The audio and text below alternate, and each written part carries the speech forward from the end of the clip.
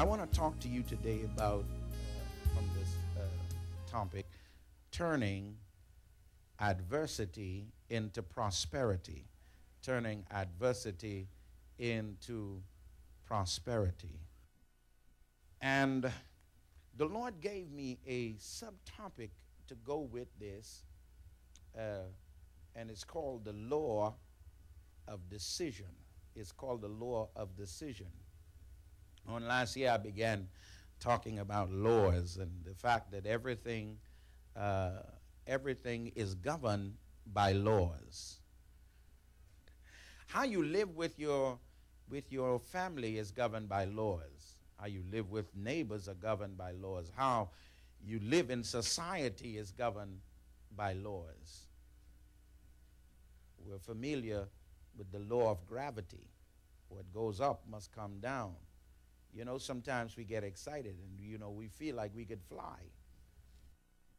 And so we talked on last day about laws, and one of those laws we talked about was the law of difference. The law of difference. And that's understanding that every man has purpose and value. When you understand purpose and value, you live a fruitful life. And it's amazing that we're back here again, because a man who does not know his purpose is a frustrated man. We also talked last year about the law. We talked about the law of the mind, and that is, as a man thinketh, so is he. Today we want to talk about the law of decision. The law of decision. Now, I'm going to be coming from the book of Ruth on today. I'm going to be coming from the book of Ruth, but I want to set some foundation for you. And so if you're taking notes, we want you to participate. And if not, just get the CD or the DVD. Listen to it. I believe it's going to bless you. The law of decision. The law of decision is the rendering of one's judgment or choice in life to come into divine alignment with the purposes of God or not to, which will directly determine the direction or the outcome of his or her life. The law of decision can be found in these scriptures. Let's look in the book of Deuteronomy chapter 30, and let's go to verse number 19 and verse 20. And it would read like this: I call upon heaven and earth as witnesses today against you, that I have set before you life and death, blessing and cursing. Therefore, choose life, that both you and your descendants may live. Somebody shout out, I want to live. Verse number 20 says, that you may love the Lord your God, that you may obey his voice, and that you may cling to him. Very important. Very important.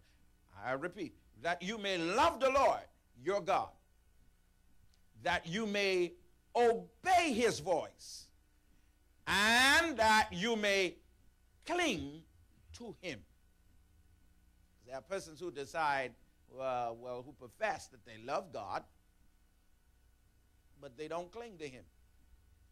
Got a whole lot of people praising God, Bishop, in the sanctuary. We got folk praising God, but life circumstances still seem to get them disjointed. They're giving God praise. They're in the church, but there is no real focus, because the day-to-day challenges seemingly are tripping them up in so many ways. But here is Moses saying to the children of Israel, when you love God, it is important to obey his voice. And when you obey his voice, You've got to learn to cling to him.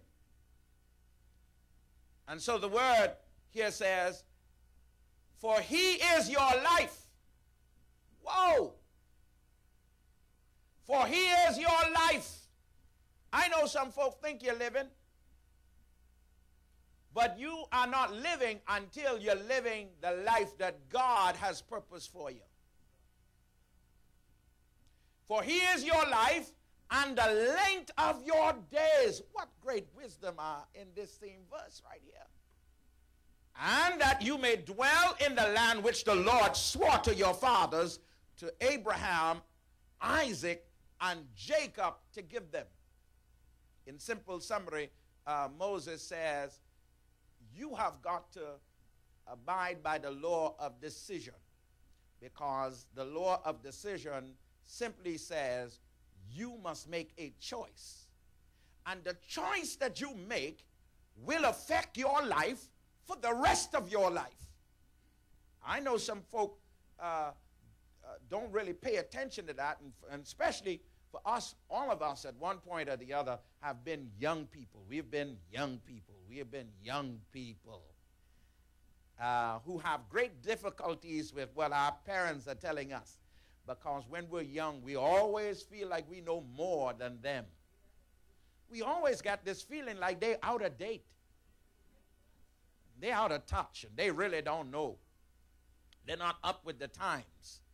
But one of the danger with that arrogance is that there are consequences for your supposed wisdom. For the writer of Proverbs, attributed to Solomon, says, son, my son, do not forget the laws of your father. Do not forsake them. He says to bind them around your neck. Well, so they will add life to you and length of days. Why we got some folk dying today is because they took it upon themselves to curse their fathers and curse their mothers and made themselves of no reputation in society. And one of the things that God says is that you must obey your parents, honor your father and your mother, that your days may be long upon the land, which the Lord thy God giveth thee. It is a command from the Lord. The law of decision is a very important law. This law is closely connected to the law of the mind. As a man thinketh, so is he. But here, when I examine the law of the mind and the law of decision, the law of decision, my brothers and sisters, precede the law of the mind. Okay, what are you talking about, Pastor? Because the law of decision, even before one makes a choice, even before one can be transformed in his mind, he has to make a decision about whether he will be transformed, whether he will be renewed in his mind. The law of decision requires every one of us to make a choice, because every man has been born with a conscience. Every man, look, and every man, my brothers and sisters, will have to suffer the consequences of his actions, whether they be good or bad. Look at how God addresses the first man, Adam, in the Garden of Eden. In Genesis chapter 2, verses 15. Genesis chapter 2, verses 15. Here's what he says. Then the Lord took the man and put him in the Garden of Eden to tend and to keep it. Purpose. Then the Lord took the man and put him in the Garden of Eden, a place that was already complete. The Garden of Eden enjoyed all of the pleasures of God. All of the pleasures of God was already in place for man. But here is the command.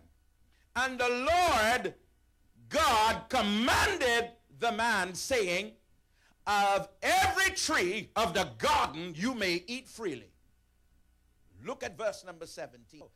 But he says, but of the tree of knowledge of good and evil you shall not eat. Now, boy, I'm struggling with this. Because you got everything. And why I can't wait to get to heaven. After I done talk to Jesus, I can find Adam and Eve. Now, some people won't find Daniel first before. No, I want to sit down with Jesus, and just before I eat, I can have Adam. I say, come here, man. I want to have a talk with you. Because you had everything in the garden. And it's just like us today. We got so much going for us. But for the most part, I want to suggest to us that even though we have so much going, we still feel like we ain't got nothing going. What you saying? What you saying, Pastor? There's some of us, Pastor, I don't have a new car, but you got a car. So what? I don't have my own house. So what? You got a place to live. Oh, you just got to look around. You just got to go to some places where they got to eat up the dump, sleep on the dump, and then you'll have an appreciation for what you got. Hey, talk to me, somebody, because there are some things in us that we haven't even tapped into yet. And the reality of it is that if you really pay attention to what God gave you, you'll be surprised that you got more than you know.